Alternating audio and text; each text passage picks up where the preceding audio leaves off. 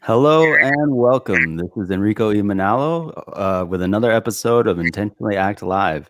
I'm joined today with our very special guest, Principal and CEO of Sharehold, Sarah Judd Welch. Uh, Sharehold is an innovation consultancy that focuses on belonging, whose vision holds that everyone has equity in what is built, from systems and products to communities and organizations. Sharehold's vision also includes shifting mindsets from bottom line thinking and short term goals toward longevity and prosperity for all. And if you've been following along, many of you will already be familiar with Dr. Martin, who is here with me today as well. And she's here to help us kind of connect the dots between belonging and racial equity. So good morning to you both. Sarah, how are you today? I'm doing really well. Thank you so much to both of you for having me. I'm like super thrilled to be joining All Aces today, and particularly to be joining you, Dr. Martin. I'm excited for this conversation. Thank you, Sarah. Appreciate that. It's nice to have you. Welcome. And how Thank are you you. today, Dr. Martin? I am very good. A little tired, but status quo tired. For me, status quo is very extremely energized and exhausted all at the same time. Nice. So I think that's a good energy to bring into our conversation today. So, Sarah, to start off with, we often ask our guests, how did they fall in love with what you do? And if you could tell us a little bit about how you fell in love with what you do, that would be great. Absolutely. So I think of myself as a community and organizational designer. I've been working in innovation strategy for about a decade. And before that, I worked with various tech companies in community facing roles. And I started out my career in politics.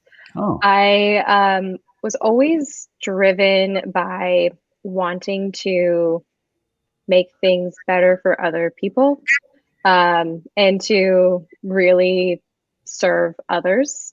Um, Even as I'm saying that out loud now, I can see how like my naivete has like changed so much over time from when I was 16 and wanted to start a nonprofit to today, where I look at my work as significantly more collaborative. Um, and I've always just been driven by like wanting to have an impact for other people. And I think that's been a through line throughout my entire career. wow.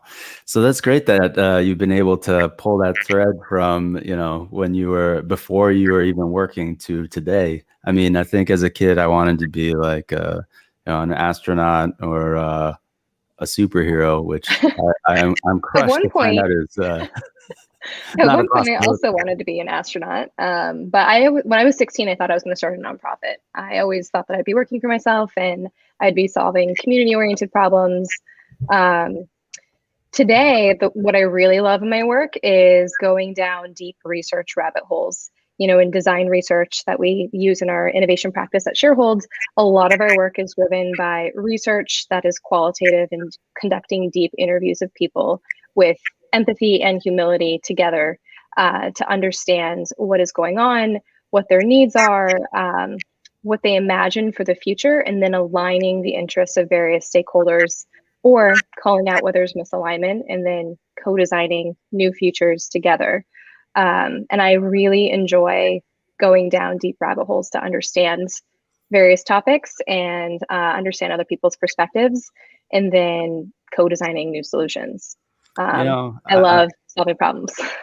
I mean, I know that this is gonna sound pretty nerdy, but that's fine because I am a nerd. But I feel like a lot of that really came through in your white paper, which is not Mm, something that you can always say about white papers, which, by the way, everybody is available on Sharehold's website if you wanted to know more about what they're doing and the research that their work is based on. Dr. Martin, you have done so many things. So I guess I'll modify the question a little bit. So how did you fall in love with what you do now? I fall in love with what I do now every day. I think because I see myself not necessarily as a teacher, but as a student. mm, Um, it means that I'm constantly learning, and as long as I'm in spaces where I get the opportunity to continuously learn, whether that's from other people, from reading, from watching videos, from music, from kids. I see and find wisdom everywhere. And when it comes to racial equity and social justice, I think some of my biggest lessons have been, and that have fueled me to stay in love with this work, have been because I was able to navigate and apply something that I learned either or for myself, or with a client. And I think when we're able to apply knowledge and learn from it, to kind of create and expand wisdom, it's really a powerful experience. And so for me, it's kind of an ongoing experience of falling in love with the work. Wow, that's an incredible answer. Beautiful. Very much in line with other things that Dr. Martin talks about. So, for those of you who do not have the privilege and the pleasure of working with her closely and often, you might not know that she often talks about making a great day rather than just having a great day, which I think is an important distinction. Another thing that I want to bring into the conversation is it's so interesting, Dr. Martin, that you're talking about this continuous learning, because just before we went live, Sarah was actually telling me that she has the same kind of mindset. And I believe you said, Sarah, in one of the previous companies that you started, you were calling yourself, was it A continuous learner. We didn't go too deeply into this, but before I started my previous company, Loyal, I was conducting a self-guided learning plan, which was based on my work at Gallatin at NYU, where I did my undergrad. Gallatin is an individualized study program, so your curriculum is highly driven by your personal interests, and there's no official requirements for graduation other than defending your oral thesis based on like X number of books, like 30 books or something like that. And so I had reached this point in my career where I was like looking to make a little bit of a change, and I had created this learning plan to guide my work to create my first company, Loyal, which is very similar to Sharehold, though more focused specifically on community design. And initially, when I was positioning Loyal, while I value continuous learning and I like see myself as always learning and being a continuous student, positioning yourself in the market as a continuous learner can be a little tricky. People are like, "Oh, you're learning about this. Can I have a discount?" Stuff like that. I don't know if you've also had that same experience, Dr. Martin, though I would like to believe that the market's changed a lot in 10 years, and now a sense of humility is really welcomed in this kind of work. Yeah, I would probably say that I don't necessarily market the work I do as being a student. We market the work we do more as being a partner, and being able to apply racial equity learning. So it's more of we try to market it as more of a partnership. And to your point, I do think that we are in a moment where there is some humility appreciated, in the DEI kind of consulting, education, and training world. And I just want to give a shout out to Sasha Wynn from Brooklyn, who's joining us. Thank you, Sasha. We appreciate you. I'm trying to think, when's the last Hi, time Sasha. Sasha's a friend of mine. and there she is. Wonderful. I just wanted to make sure we show our audience some love. Oh, absolutely. I mean, this is a show about belonging, right? So we would be ultimately remiss if we did not do that. So thank you for bringing that into the conversation, Dr. Martin. That allows me to pivot a little bit more seamlessly. So, Sarah, if you can kind of help us to hone in on our topic for today, belonging. It's something that sounds like everybody should have experience with it. Everybody should know what it is. But in my own graduate research, I originally wanted to do my thesis on belonging and conflict resolution. And I was actually shocked to find that belonging was not a very well studied phenomenon. And there was not a great deal of understanding about what goes into people feeling like they do belong, or even very many frameworks that I could find that could help me to understand belonging at different levels. So when John Monahan, our chief of partnerships, and Maddie Chisholm, our project management lead, we're really excited about you and like introducing you to me, I got really excited because it's like, aha, somebody either had better search terms than me, or they have some inside knowledge that I'm just not privy to.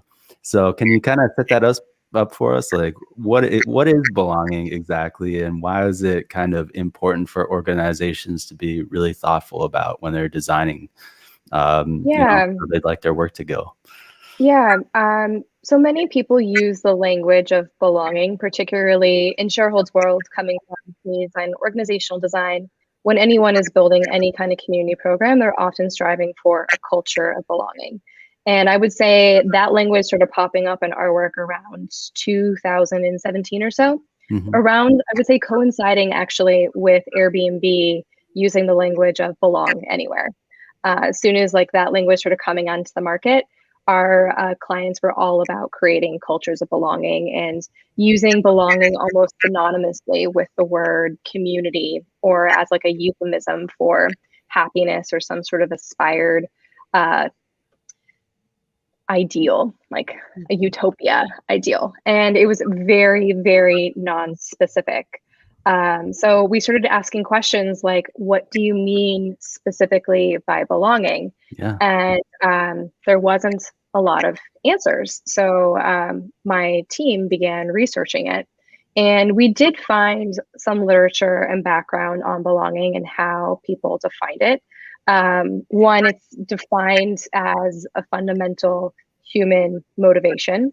And in particular, research that was conducted in the 1990s and in the early 2000s defined it by two different qualities. So valued involvement, so the experience of being seen, heard, and valued for who you are and what you're able to contribute. And then fit. Fit is the fitting in of what you're able to contribute with the needs of the system. I will say the word fit is, I would say, very poor word choice because it's not about fitting in. Right. Fitting in is very closely aligned with conformity, and that's not what it's intended to mean. It's really more so about alignment. So, for example, on a team, if you are joining a team that really needs data science skill set and you have data science skills, that is fit in terms of contribution. This also comes in play when you're talking about values alignment. Does this team or does this group align with your values? Sometimes the answer to that is yes, and sometimes the answer is no. So it's really about valued involvement, being seen, heard, and valued, and then alignment. Yeah, I mean, it's so fascinating to hear you emphasize alignment, because in our work of advancing racial equity, that's something that we emphasize, at least internally, like over and over and over again. Like, are we aligned with our values? Are we aligned with the work? Are our clients also aligned with our values? And, a lot of we don't talk about belonging as much in our line of work, but we do talk a lot about inclusion. So, Dr. Martin, I wonder if you can help our audience to kind of understand what is inclusion and how is it different than belonging? Because it seems like they're very close terms, but if we dig right into it, they're actually pretty distinct.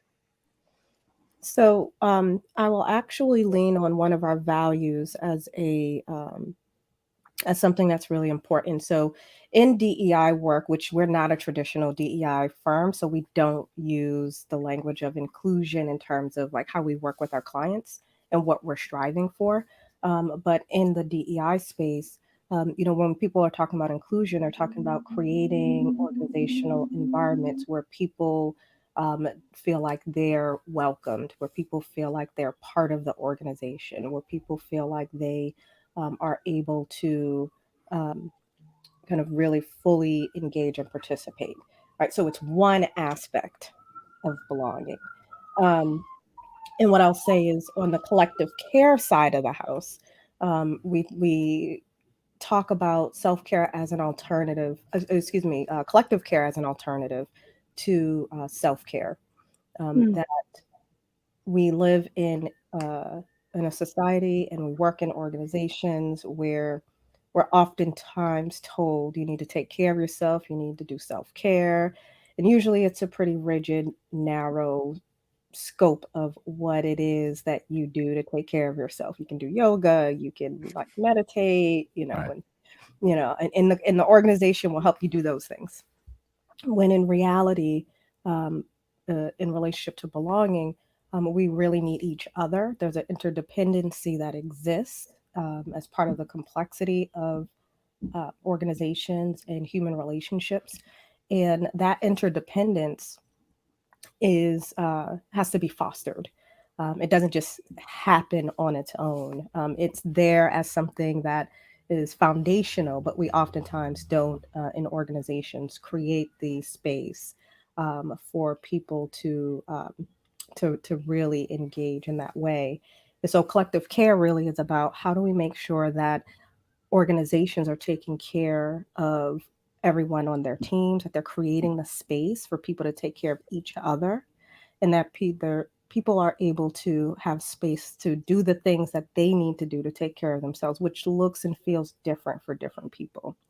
And as part of that, you get a systems approach to how we can create environments that are welcoming across race, across gender, across all the ways that we're different, and still have that throughput of our common shared humanity, right? Being respected as well, and being able to see um, ourselves in each other as well as the ways that we're different. I love how you describe collective care and the contextualization, which you didn't directly speak to, but I imagine is like the flip side of that of self-care cultures, oftentimes in reaction to a lack of systemic care. Exactly. Yeah, that was really beautiful. Thank you, and thank you for that clarification, because I think that was important to explicitly name, right? And what's really fascinating about this lack of the systems in place or the structures is it leads to burnout. Yes. Right? And then you need more self-care, and then you spend more money on self-care. Right? We're not going to give you time to do self-care, but like you need to do some more, even more. Yeah. And also I want to acknowledge Sarah Smith out in Winston-Salem, North Carolina. I almost got it confused with the school. Sorry about that, Sarah. We have a lot of S names going today. We have 2 Sarahs and Sasha. Keep it going. Let's see who else decides to post something in the chat on Facebook or Twitter or LinkedIn. Absolutely. So one of the things that our audience might also not know is that equity is really emphasized not only in All Aces, but also in Sharehold. So I wonder if we can kind of open that up a little bit. Like, so how does how do diversity and inclusion help us to get to equity? Or how does belonging help us to get to equity? And for that matter, what is equity, and why is it so important to weave into everything?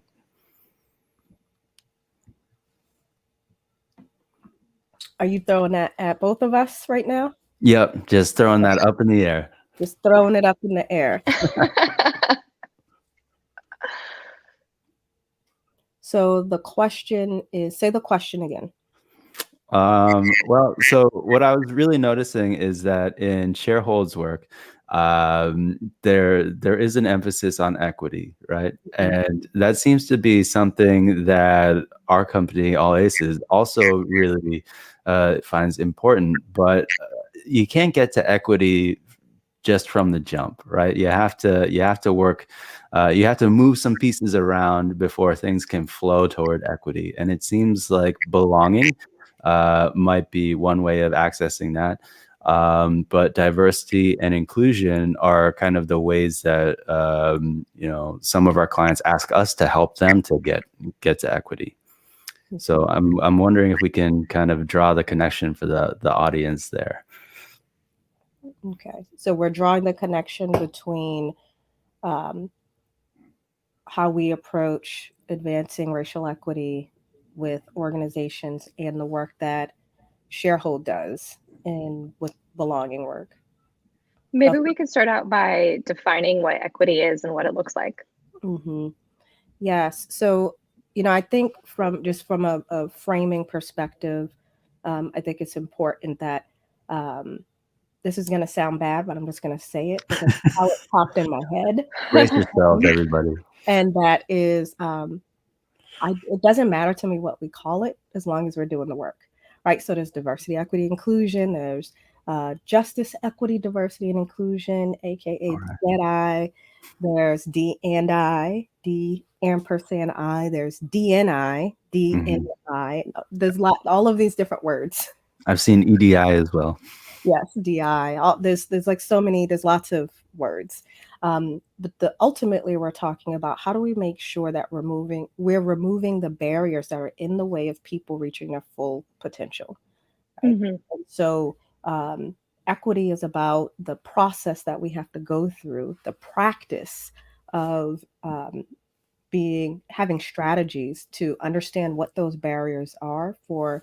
In our case, we focus on racial equity. So for people of color, Black, Indigenous, and people of color in organizations, to be able to thrive, right? What are the barriers? And what we found is that when you do equity work, what's really fascinating is you end up addressing organizational challenges that are problems for people who are not people of color as well, because usually if you swim upstream far enough, there's usually something broken, and people of color are disproportionately bearing the burden of the brokenness of organizations in our society in general.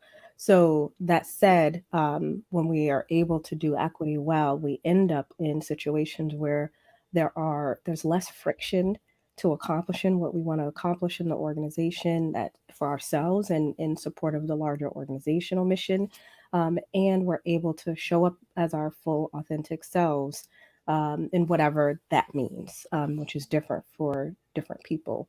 And I also want to acknowledge Janice Vargas, who took the time to send us a message in Orlando. Okay, Yeah. Collecta Media. And we also have Gray Lee. Hey, Gray, good to see you, sir, in Cambridge. So I'll stop there because I think that's enough because I can keep going. uh, um, I absolutely agree with you, Dr. Martin. When we talk about equity in Sharehold's work, and to, I think, adds a little bit of context here, the language that you were just citing, Enrico, it's actually from when we first put Sharehold's website live in 2018.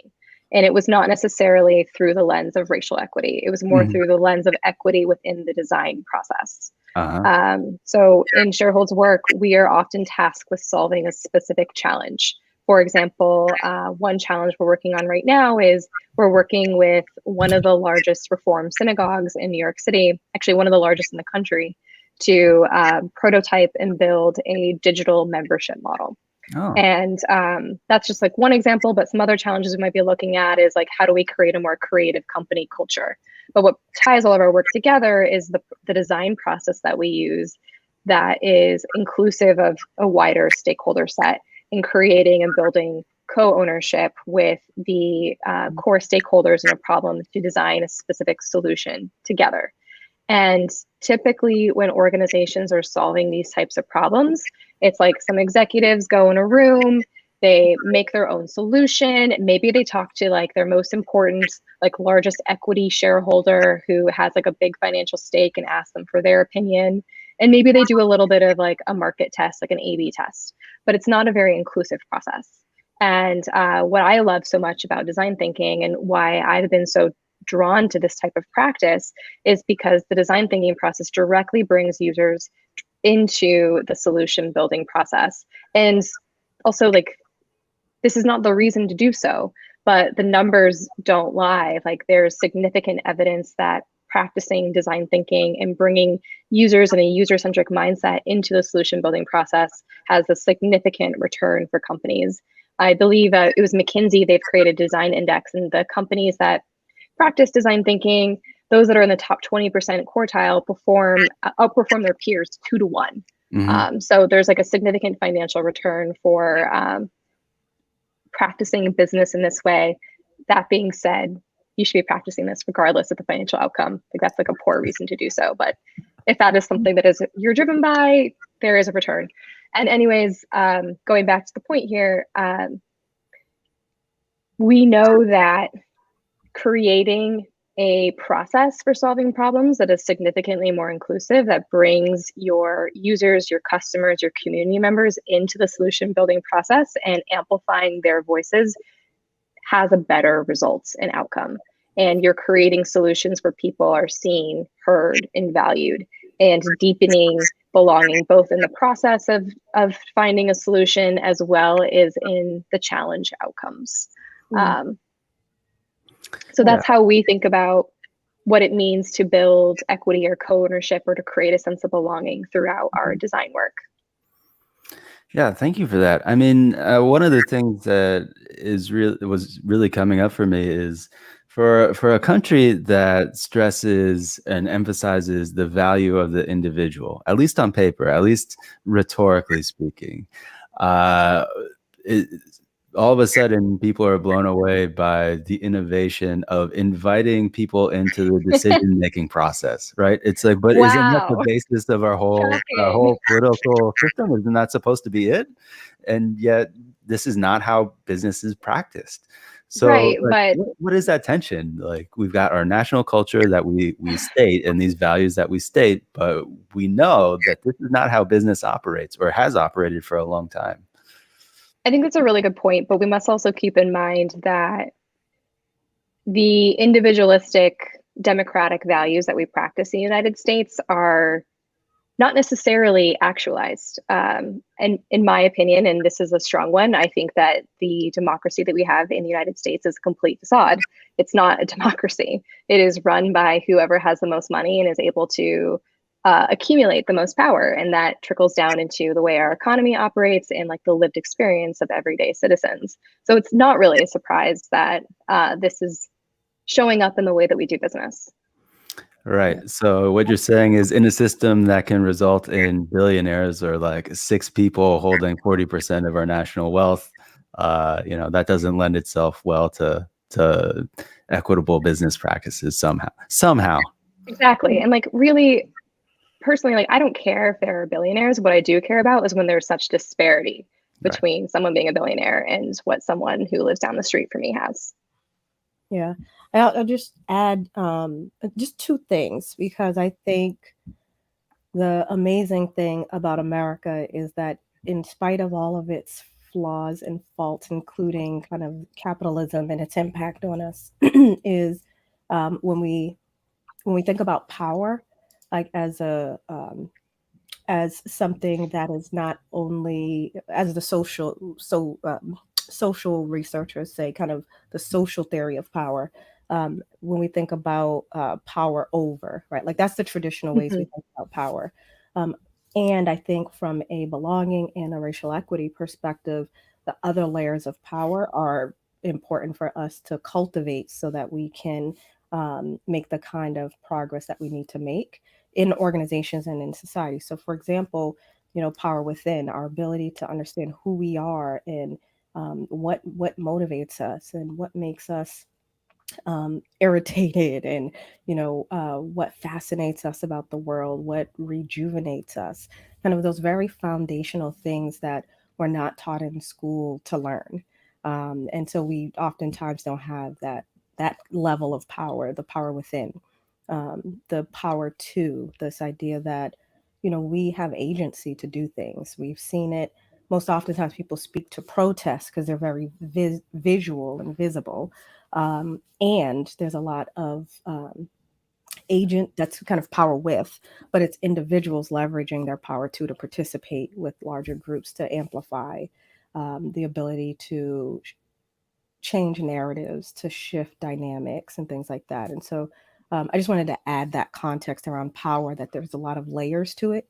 And so that power over, that traditional power, is real, and all of the stuff about, all the billionaires. And I think for us to not lose, or not to be hopeless in terms of the power that we have as individuals and collectively when we come together, especially when we use power with.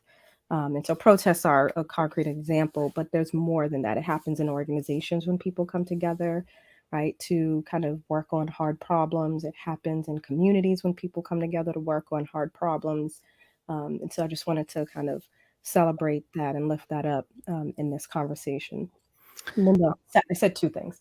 The second thing was this idea of the business case, because Mhm. it's been a little bit misused, right? That and not in the context of Sarah's work, but people oftentimes will say, well, the business case for diversity. Yeah. Mhm. And so, and therefore, if you just add some more diversity, then you're just going to make more money. And that's Yeah. not what the research shows. The research shows that you actually create the types of organizational cultures that are kind of what we've been talking about on this show. But you create the kind of organizational cultures where people want to be. And that's what helps create the space for people um, to kind of show up and give the most that they can offer to the mission of the organization and be fulfilled in in reciprocity in that Right. process. And so creating a space, creating those spaces for people to have kind of healthy conflict, right? Like all of these things that we know are actually the things that help to strengthen organizations and to strengthen the experience that people and organizations have, is what the research shows is what's helpful in terms of the differences between organizations. And the second part of that business case piece is, and sometimes you might lose money in the short term. Mhm. And that's the reality. Whether sometimes you have to make an investment on the front end to get the longer term benefits of reputational um, uh, power and uh, improvement, of kind of community engagement and support, kind of all of these different pieces that are beyond kind of money returns in the short term. And those other pieces are the things that kind of connect the dots to the potential financial gain because of the foundations that people have invested in upfront. Right. And it's not a one and done process. The one and done process. Sorry, y'all. There's no checklist you can neatly go through. There's no equation. Yeah, we found the same thing at our research on belonging as well, which makes sense. This is ongoing work. And even in our own design work at Sharehold, like we're constantly telling our clients that this is like one specific challenge we're working on. But this approach and mindset that you use to solving this problem should extend with you. And oftentimes, like, and the reason why Sharehold was formed as we are expanding at Loyal from community work to also org design work is because it's not just about like this one specific problem you're solving for, but like changing your organizational values and your mindset and like your ongoing behavior and operations. And most companies are not really set up to do that. When we think about our incentives within our current economic system, it's very focused on short-term gains, and it's very hard for leaders, particularly of public companies, to balance out their obligations to their short-term stakeholders and shareholders to long-term gains. And that's like a larger mindset shift that needs to happen culturally and in business. And it's starting to happen, but it's slow. Well, culture change is slow. Yeah. Long term. We actually have a question from a LinkedIn user. Oh, great. They're asking, do we have thoughts on how to find that area or where to start that is broken and disproportionately harming BIPOC people within an organization? Hmm. So I'm gonna see if Sarah has anything she wanted to contribute before I jump in because I've been talking a lot. Well, you're the one who has expertise in this, so I'll give my 2 cents. So I defer to you on this question. My gut would say go out and start talking to your BIPOC and Black employees and really understand what their experience is like. What we saw in Sharehold's belonging research last year is that creating a culture of listening and developing a listening practice amongst your team across all employees is really critical for developing a culture of belonging. And when I say developing a culture of listening, I do not mean just simply pulse surveys. I mean a deep listening practice. Thank you for that, Sarah. And I agree. I think there's a tendency of leaders to seek guidance externally, right? So we've had potential clients reach out to us and say, hey, can we pay you to like help us figure out how to support our BIPOC employees? And we're like, well, did you talk to them? Probably the best place to start. Not that I'm trying to put myself out of business, but that would be the best place to start. And so I think from how do you identify those broken places? Number one is having the conversations, but also using organizational development best practices around what are you asking people about, right? So there's the experiences people are having that help better understand the cultural pieces. And then there's the structure and process stuff, right? What is it about our hierarchy? What is it about our leadership? What is it about our business processes? What is it about kind of the way, all the different ways we're structured as an organization that might be barriers to people trying to navigate?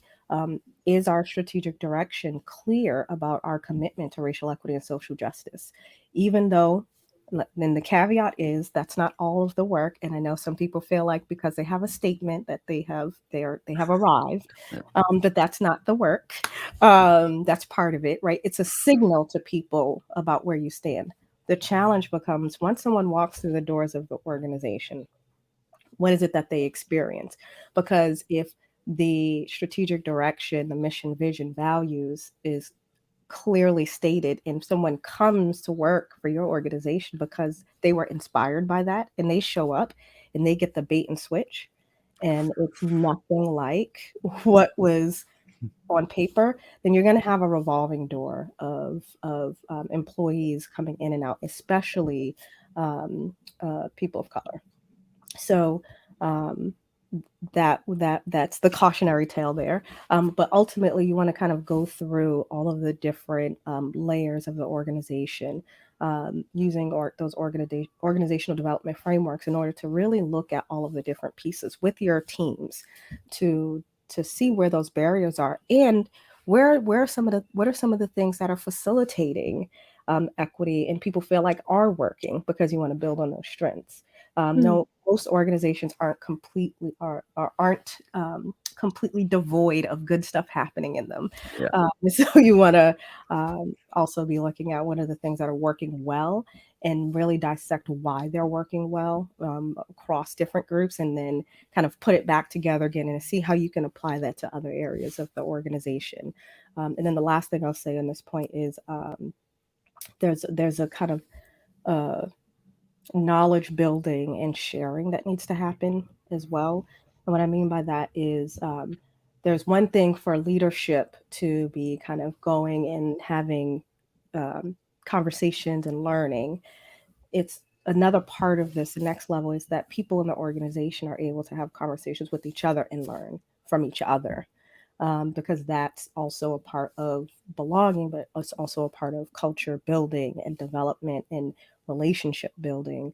And that knowledge building really helps us to be able to better contextualize some of the challenges that we're facing in organizations. So I'm going to stop there and say thank you. It looks like Jonathan and Janice are talking about exactly what you were just saying, Dr. Martin. Jonathan's asking about having success in the communicating the ideas of the areas of diversity, equity, and inclusion to stakeholders, and Janice has replied with community meetings, which I believe is incredibly relevant and something that we encourage in a lot of our projects at Sharehold. Are you familiar with the Citizens Ladder of Participation? Oh, yes. Yeah.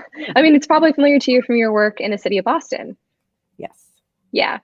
So the concept with the Citizens Ladder of Participation, for those who are listening in, is that there are some types of listening that are rather superficial. And this is a framework that's popularly used in community organizing. And there's like the bottom rungs of the ladder, which is more of like pacification.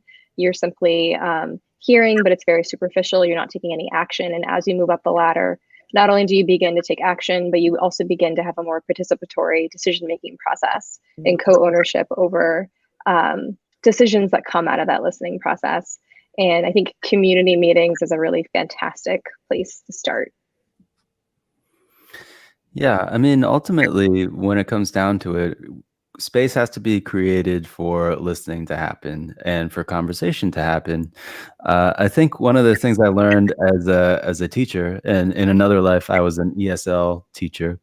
One thing I noticed was that my students would often answer the question that they wished that I'd asked them.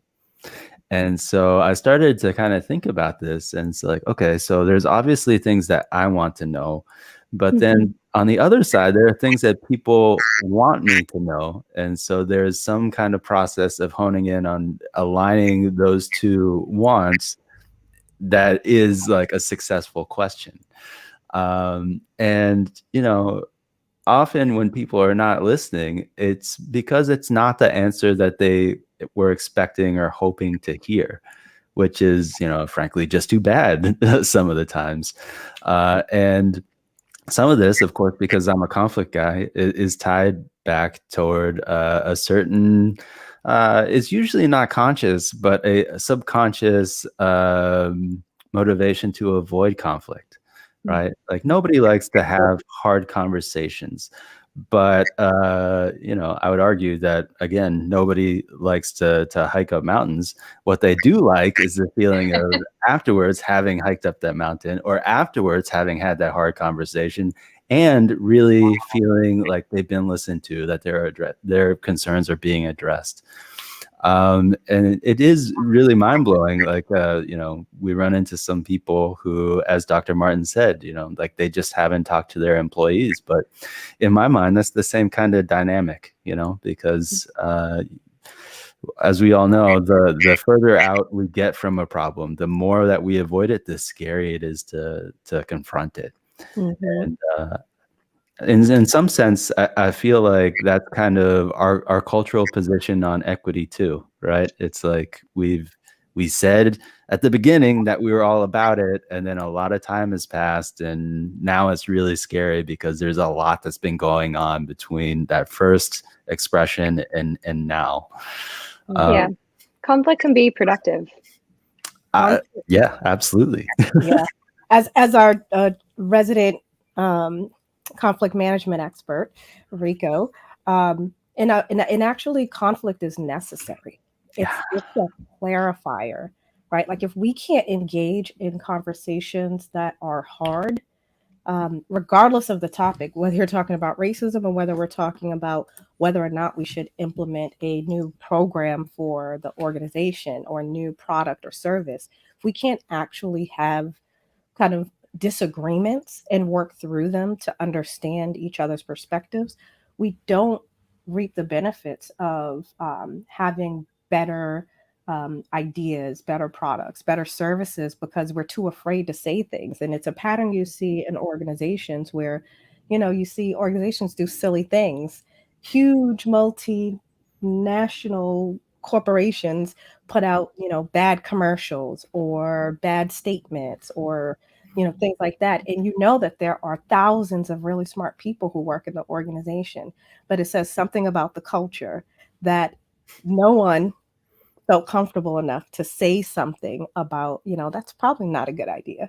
Right. Because nobody wanted to deal with whatever blowback came or disrupting the culture of, let's not have conflict. But conflict is so important. And if you think about your closest relationships in life, they were forged through conflict, through coming, right? Like it's one of those things where because of conflict, you can be closer with each other because you're clearer about, oh, okay, these are your red lines. These are my red lines. These are the things that are important to me. These are the things that are important to you. But we can't get there if we're too uncomfortable to go through the process. And I think the theme that's coming up here is process, right? Process is probably one of the most important parts of facilitating personal change and organizational change. Even though it's not fun, it's not sexy, it's not the stuff that people get excited about, but it is the foundation of everything. And then the last thing I'll say on this point is we were talking about the benefits of having kind of community conversations from the context of belonging in organizations. And I think to kind of in the same theme or same vein is the other benefit in addition to belonging is that as an organization, we make better decisions, right? Like if you don't have all the context from all the different people in an organization, then you will inevitably only be looking at it from your perspective and what you understand about the world, what you understand about what's happening in the organization. And you'll be missing all types of context that, the receptionist could have gave you and been like, yeah, no, that's not a good idea because ABCD, and I see it every day. And so when we don't engage, we miss all of those amazing opportunities to make the best decisions. And I just want to acknowledge also that Janice is agreeing with us. Gray Lee um, is talking about one of the frameworks on storming, forming, norming, and performing. So thank you, Gray, for contributing that. And so when we think about this work in particular, the process is so key. And I'm going to be quiet. Absolutely. And as you were speaking about how productive conflict can be, Dr. Martin, and how powerful it can be in making great decisions, I was thinking about something that I've been wrestling with in our own practice at Sharehold with design thinking. And in fact, I wrote about it in our newsletter this morning. I was thinking about it last night as I was preparing for our conversation today, is about the principles of design. So a lot of times, a lot of the norms that we use in design are they are intended to create an atmosphere of optimism, which of course is necessary to imagine new futures and to create new solutions. But I think that what sometimes gets lost in that process is the ability to confront and navigate conflict. So in design, we often will use language like yes, and like you never want to overtly disagree with someone. There's also this norm of like meeting clients where they are rather than saying like, hey, like what you're doing is not good enough. Like you're not meant to directly call out in that way. And there's even been a recent pushback. Like, for example, there's this firm called Creative Reactive Lab, which has been hosting a really amazing workshop on how white supremacy is embedded within design thinking culture. And it just makes you really question about like the norms that we practice in design thinking and how we need to be willing to question and navigate. And I think this is a growth edge for both myself, but many designers, both community designers, organizational designers, service designers, of what does it mean to navigate conflict. So it's just something I wanted to name, is that there is like a dark side to using the design thinking process. It can be used to sort of gloss over. And even in the research process, there's a lot of empathy, but also not always enough humility in that research process when you're speaking to various stakeholders. So I just wanted to name that. But also what I've been thinking about is the role of personal development in this type of change work. Last fall, I took Brene Brown's training course, Dare to Lead. And there's a lot of talk about within her work about shame and how that shows up in conflict, and how sometimes or oftentimes the fear of shame or feelings of shame prevent us from working through conflict. And my wish for many people is that we all had these kind of toolkits where we could both know ourselves well and have the toolkit to navigate ourselves in the context and interrelationship with others. It's so interesting that you put it that way, Sarah. Before we move on, I just want to give a shout out to Creative Reaction Labs, because I used to be on the board. Oh, really? I didn't know that. Yeah. I was at one point I was a board chair. I love Antoinette Carroll. I think she is one of the most amazing people in the whole wide world. She's doing amazing work. And so I just wanted to actually spend some time to lift up the organization. If you have never heard of them, please go to their website. They're a nonprofit organization led by a Black woman. Feel free to donate. I'm just saying. And so I just wanted to lift that up before we jump into the next section. Oh, Thank you for that. absolutely. To continue on that last point, Sarah, one of the things that we know about navigating conflicts well is having a good relationship with yourself. And relationships, that's key for conflict. Like if you don't have good relationships with people, then it's really hard to enter into real productive conflict because you've always got that fear in the back of your mind of shame, of recrimination. And when you add power, to return to power a little bit again, if there's a fear of retaliation, as there so often is in organizations, well, then people are definitely going to be pulling their punches. And so one of the things that organizations really kind of have to do is figure out, what do we want our relationships with each other? What do we want them to be like? What do we want our relationship to be between different levels of power? And I really kind of see, the work of Sharehold as being very helpful in that regard, because you do talk about what it takes to foster belonging. And so I wonder if you can kind of get into that a little bit before we... Absolutely. Well, to provide a little bit of context, so last year, Sharehold conducted a research project on how does uncertainty impact our sense of belonging. This was specifically focused on belonging at work. Yeah. So I would say our findings are applicable to belonging that appears in all different kinds of places beyond the workplace. And what was really interesting in our research is that our finding was that uncertainty, such as what we experienced in 2020, with everything that happened from both the mass exodus to working from home, COVID-19, really clear highlighting of racial inequities, the murder of George Floyd, the election, like the kinds of uncertainty we experience, which is continuously compounded. That really magnified people's belonging experiences at work, both in the positive and the negative. And that allowed us to see the different types of belonging and the nuances of belonging a lot more clearly. And what we found is that there's 4 different types of interdependent belonging. There's foundational belonging. So it's the recognition that you are a person with dignity, that you have inherent value, and that you have needs that are beyond this specific work environment. And that's just like simply the mere facts that this environment meets your needs, such as a working parent or as a person who has different abilities. There's also self-belonging, so the affirmation of your value within yourself. It's like self-affirmation and the recognition of your own value. Mm-hmm. Group belonging, which is typically what we talk about and when we're talking about belonging at work or any kind of group dynamic, but also societal belonging. So the concept that the affirmation or lack thereof of your value and your contributions in the world affect how you show up within a group, how you belong to yourself, and how you belong on a foundational level as well. And so when it comes to fostering that type of belonging, we believe that it is an employer's responsibility to foster all 4 types of belonging, whether or not they acknowledge that they exist. This is something that will show up in your work environment, whether or not you're naming it. So ways to go about actually fostering that can be very specific to your organizational culture. As Dr. Martin was saying earlier, it's not like a one and done. There's no recipe, there's no formula.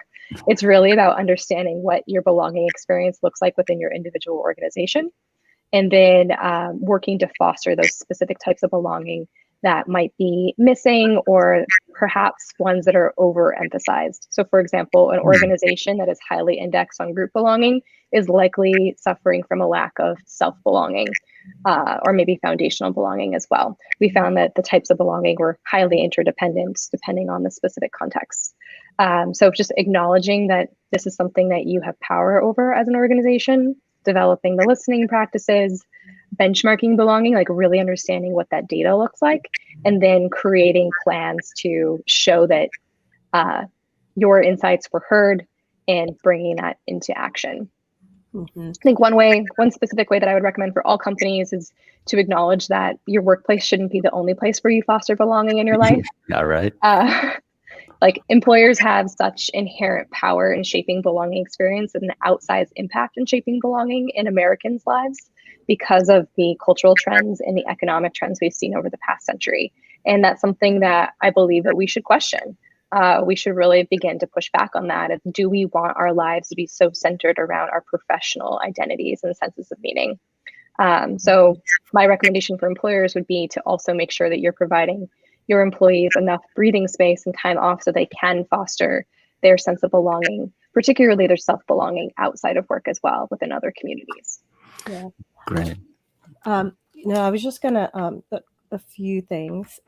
This made me think of kind of a lot of the ways that we work with organizations and challenge organizations in terms of their roles and responsibilities in advancing racial equity. Right, that there's layers to it. There isn't just, oh, we're going to have listening sessions and people will feel better because they were heard, but that it's really about the healing is in the doing. I've learned that from my emergency management days. The healing is in the doing, and so this discourse and kind of having dialogue for the sake of having dialogue is not helpful for folks. They're really looking for the okay, and what happens next, right? Like, What do we do with this? what do we do with this? And this idea of helping organizations to see a bigger picture in their roles and responsibilities internally and externally. And one thing you made me think of when in this idea of belonging is have you all had conversations about disaggregating the data by race, by Within gender, our research, with organizations? So if we're making recommendations on belonging and we're saying, do take the pulse of folks, engage with people, all those types of things. One thing I know that we've seen is that there are different realities in the same organizations, and some people feel like they belong and other people don't. And there's usually clear racial lines around that experience, again, because of societal. How permeable organizational barriers are. We're not immune to everything, all of the ideas that are out in society and how they impact, how they show up systemically. But I'm just curious if that is part of the process. when we recruit for research, we do make an intent to have an inclusive representative set across the company. We've had a little bit of tension of how we go about doing that, to be candid. For example, do we make an intentional effort to recruit diverse candidates, or do we randomize it and assume that the sample will be representative? We haven't quite landed on the right way to execute on that. So it's something that we're actively thinking about. Got you. And I bring that up because it also relates to something you said that it took me a second to process it. So you talked about the importance of professional development in organizations in terms of kind of facilitating the types of change that help belonging to be fostered. And you talked about how hard it is to work with organizations and confront them. We'll see you later, Gray. And I want to shout Hi, out Greg. to Dr. Hart, because Dr. Hart has stepped up and been super active. We see you and appreciate you.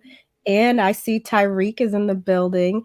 I'm gonna embarrass him a little bit and say that he is an amazing human being who is doing great work in support of a lot of organizations and very thoughtful. And it's been a pleasure to have the opportunity to work with him. Ty, as he prefers to be called.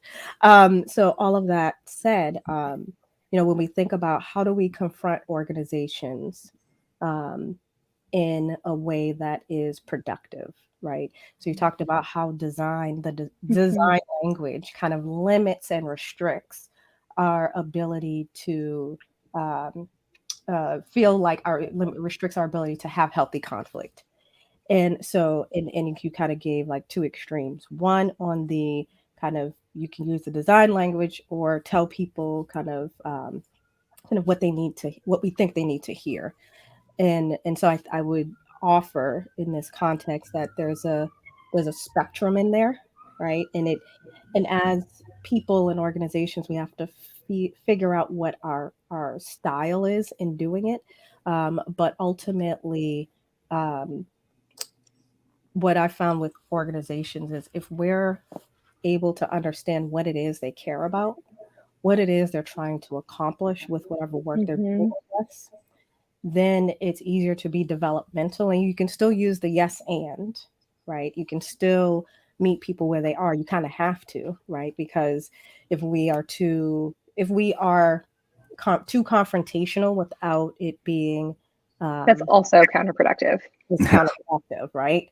And so then we end up in these weird places. So, because I've been talking too long, I'll land here and just say um, the skills that it takes to challenge organizations in a way that is healthy takes time to develop and to Yes, find your voice collectively as an organization, and how you then do that across the board with clients takes time and it's hard. So I just absolutely. lift that up and affirm that I heard that struggle that you shared with us. Uh, Hmm. and, you It's a know, tough one. it's a tough one. And we've had a lot of experiences at All Aces with some clients where we had to say, um, this is not a good investment of our Mm. energy and time. And we've had to, I don't know a better way to say it. And this is bad. But we've had to fire some clients, right? Not a whole Yeah. lot, but like a handful where it Yeah. was like, Yeah. this isn't going That has happened with us as well. And then the reverse has also happened where to, organizations were so uncomfortable with research findings that they decided not to move forward. Wow. Yeah. Like it happens on both sides. Yeah. I think the goal is that you're able to navigate those kind of difficult conversations well. And I think it requires building a lot of trust and creating a safe environment, even within your own project team. Mhm. Definitely. And I wish we had more time to talk about those things because they are deeply important. I'm going to end a little bit differently today, and I'm going to end by asking each of you what you might say to organizations that are kind of wondering about the work, right? So a lot of organizations that we at All Aces run into, sometimes there's this idea that advancing racial equity is separate from the work that they do in the organization. And I Mm. imagine that for Sharehold, you might run into clients who are saying, like, yes, this is our work, and this is the work of fostering belonging. These are not totally related. Like, when am I going to have time in my day to do this work on belonging? So I'll end by asking you if both of you, if you have any kind of responses to those questions that do come up for our clients. Mhm. Hmm. Nice responses. um, Here's how I would respond to that. I know some people would disagree with the sentiment, but I believe that the goal of a business or of a company is to serve its customers. And that means serving its internal stakeholders as well. Like you cannot serve your customers if you're not serving your employees. Therefore, if your goal is to solve X kind of problem and to um, be a solution to your customers for Y, your job is to create the best environment possible for your employees to do their best work and to also deeply understand the needs of your customers. Therefore, in that lens, the pursuit of racial equity is not separate at all from the pursuit of simply running a business. Thank you for that, Sarah. I will just say that in the same way that racial equity and social justice are about how we do our work, it's the same way that belonging is about how we do our work. And how we do our work matters because when we are unintentional about how we are doing the work, we are unintentionally perpetuating inequities and facilitating the opposite of belonging. We're facilitating exclusion, we're facilitating self-doubt, we're facilitating all of the different things that we know are not healthy for individuals and therefore are not healthy for us collectively in groups and within units of organizations and across organizations. So I just want to reinforce how important it is that we are clear about our purpose and our mission in this work as individuals and as organizations, because that is the thing that allows us to endure the type of work that we have to do in order to embed racial equity and social justice into our organizations, into our lives, into our communities. And so I'm going to do a not a shameless plug of my book. We Are the Question and the Answer.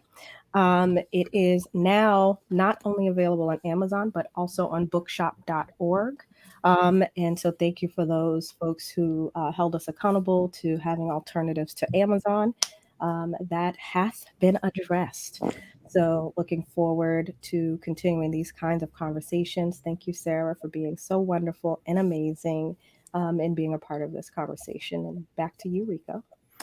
Well, I think you said it all, or you said most of it. So I'm Enrico E. Manalo here with another episode of Intentionally Act Live and our very special guest, Sarah Judd Welch. Please visit their website. That's sharehold.co. Did I get that right? Yep. All right. Okay. And please do also check out Dr. Martin's book, We Are the Question Plus the Answer. We'll see you next time. Thank you.